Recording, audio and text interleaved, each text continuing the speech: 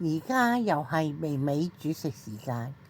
今日我煮嘅係鱈魚膠乾瑤柱湯，材料有鱈魚膠2片、乾瑤柱2粒、薑4片、蜜棗1粒、真空糊1個。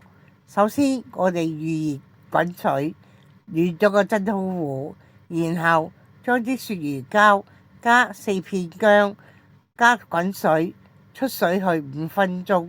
出水完之後，我哋就可以煲啦。咁我哋煲嘅時候係點樣呢？我哋首先就將佢放入一個煲度，放入煲嘅時候，我哋加入適量嘅滾水。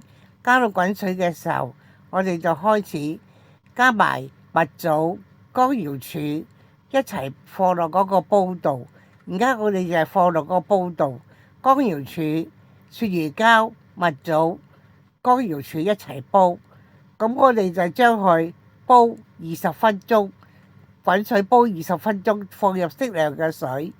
放完適量嘅水煲完20分鐘之後，滾起之後，我哋就將佢放入嗰個預熱咗嘅真空糊，補咗啲水去。預熱咗真空糊，補咗水去，就可以等到第二日就可以有呢個夜晚上就有鱈魚膠湯飲啦。晚上有鱈魚膠湯就可以有呢個鱈魚膠，又可以食又可以飲用，好好㗎，可以補身㗎，大家不妨試下啦。